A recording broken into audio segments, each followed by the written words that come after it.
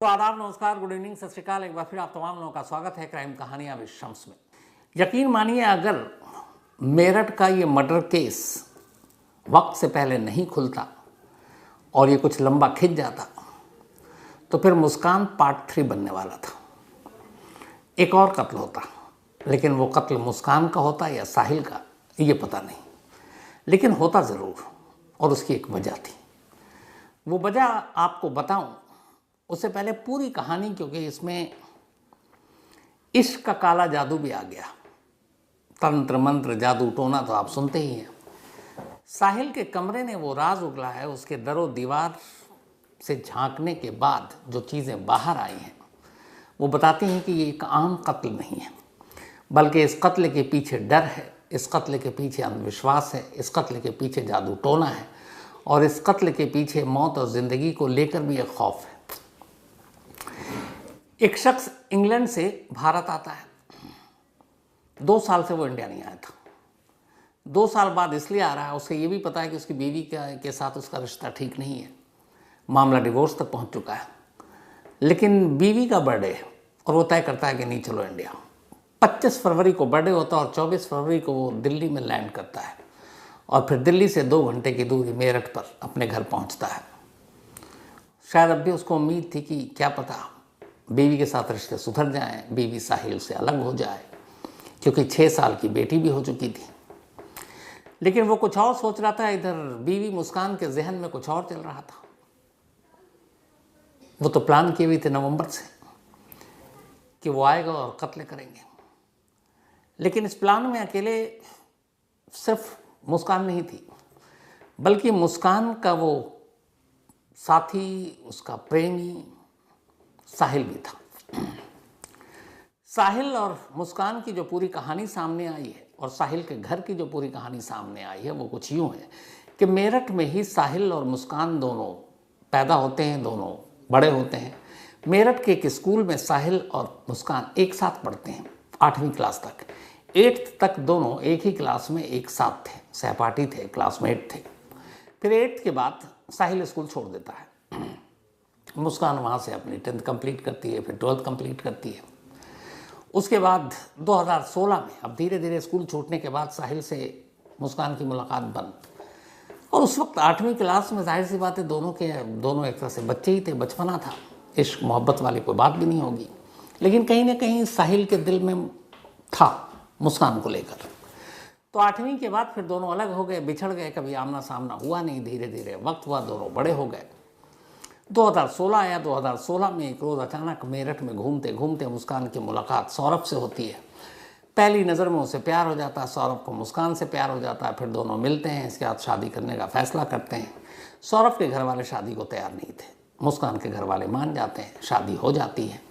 उसके बाद सौरभ के घर वाले उसे घर से निकाल देते हैं। वो अलग घर में रहता, अब किराए के मकान में, जिस मकान से वो ड्रम में बाद में बाहर आया।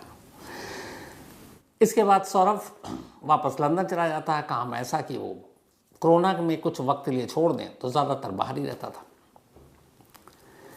इधर 2019 में, यानी कि शादी के 3 साल बाद, मुस्कान के उस स्कूल में जहां वो साहिल के साथ पढ़ा करती थी, उस स्कूल के कुछ स्टूडेंट्स एक ग्रुप बनाते हैं सोशल मीडिया पर, रीयूनियन, कि चलो हमारे उस वक्त के क्लास में कौन कौन साथी थी। हमेशा हर जगह होता है, कॉलेजेस में, स्कूल में, हम पुराने लोगों को याद करते हैं, ढूंढते हैं। आजकल बड़ा आसान है सोशल मीडिया के ज़रिए, किस स्कूल के जो भी स्टूडेंट हैं वो सामने आए, एक दूसरे के ज़रिए हमारा चेन बढ़ता जाता है। तो कुछ स्टूडेंट्स ने ये इनिशिएटिव लिया और उस स्कूल के पुराने स्टूडेंट्स को एक ग्रुप में जोड़ना शुरू किया। इत्तेफाक से उस ग्रुप पर सोशल मीडिया पे चूँकि मुस्कान एक्टिव रहती थी, उधर साहिल भी था, उस ग्रुप पर दोनों की नज़र पड़ गई। और फिर उन्हें अपने सारे पुराने साथी, पुराने क्लासमेट एक एक कर दिखने लगे, उनके नंबर, उनके चेहरे। साहिल ने मुस्कान का नाम देखा और मुस्कान को पहचान लिया। उधर मुस्कान ने भी साहिल का नाम देखा और उसे पहचान लिया। मुस्कान साहिल को देखकर, उसकी तस्वीर को देखकर उसकी तरफ अट्रैक्ट हो गई। अब ग्रुप में थे तो एक दूसरे के नंबर भी एक्सचेंज होने लगे, फिर बातचीत होने लगी। जो आस पड़ोस में थे वो मिलने लगे। ऐसी एक गैदरिंग हुई। उस गैदरिंग में सभी स्टूडेंट्स आए और वहाँ मुलाकात हुई साहिल और मुस्कान की। इसके बाद अब ये मुलाकात रोज़ाना का सिलसिला हो गया। दोनों मिलने जुलने लगे। फिर धीरे धीरे ये हुआ कि मुस्कान अकेली थी, पति रहता नहीं था, घर आना जाना शुरू हो गया। उधर इस बीच में ये हुआ कि साहिल की माँ की मौत हो गई और साहिल अपनी माँ से बड़ा करीबी था, बहुत प्यार करता था।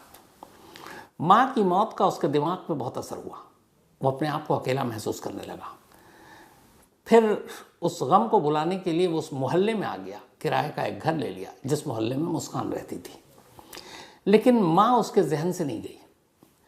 अब उसे ये लगता था कि उसकी माँ उससे बात करती है।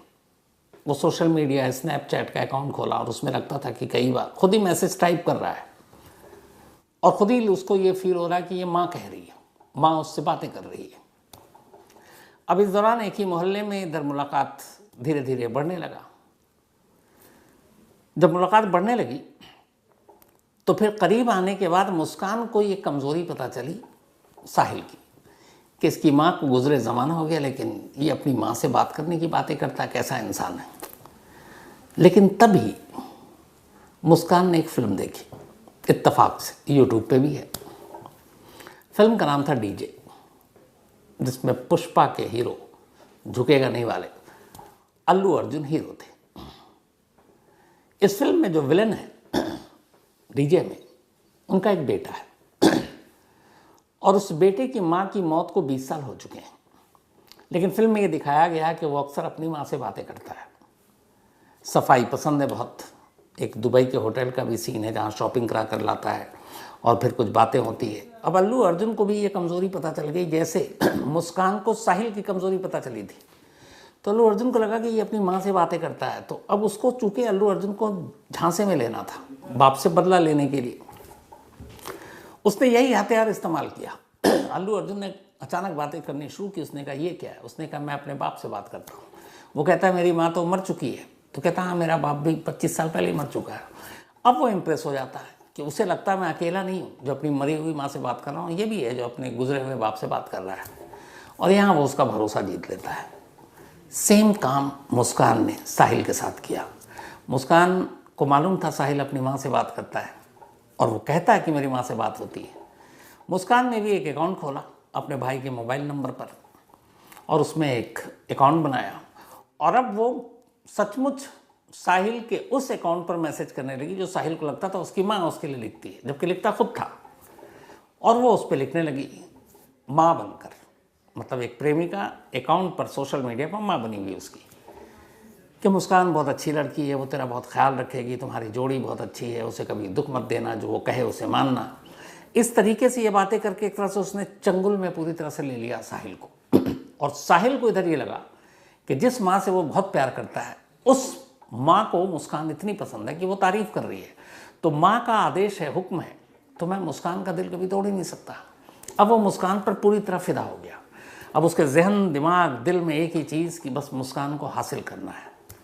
लेकिन इधर मुस्कान शादीशुदा है, 6 साल की एक बेटी है और एक पति है। कैसे मुमकिन? फिर इन दोनों के रिश्ते आम हो जाते हैं।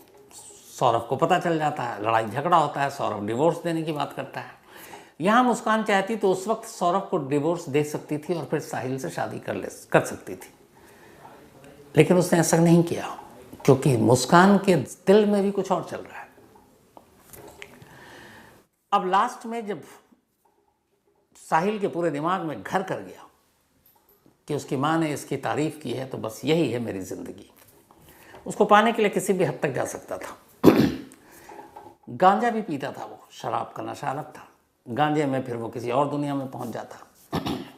इस दौरान में जो उसने अपना कमरा लिया माँ के गुजरने के बाद, उस कमरे की जो तस्वीरें हैं वो उसकी मानसिक स्थिति को सही सही बयान करती हैं।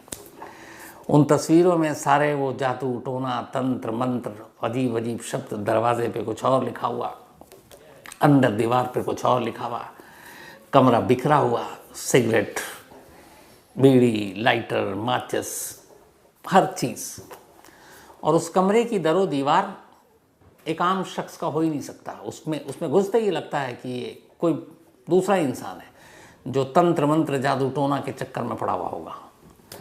तो जैसे उसके मुश्किल से 10 बाई 10 का ये कमरा होगा। ये तस्वीर है पूरी, अगर आप देखें तो सबसे पहले तो दरवाजे से ही कहानी शुरू हो जाती है। दरवाजे पर सबसे पहले बाहर में बड़ा बड़ा उसने लिखा हुआ है, नमक स्वाद अनुसार, अकड़ औकात अनुसार। ये दरवाज़ा है। अब दरवाज़ा खोलकर जैसे ही हम अंदर आते हैं, अंदर दाखिल होते हैं, तो सामने दीवार पर भगवान शिव की एक तस्वीर दिखाई देगी। ये तस्वीर भगवान शिव के आदि योगी अवतार की है। तमिलनाडु में के कोयम्बटूर में जो लोग रहते हैं, जो आदि योगी का वहाँ पे साधना करते हैं, यानी कि एक तरह की साधना शांति के लिए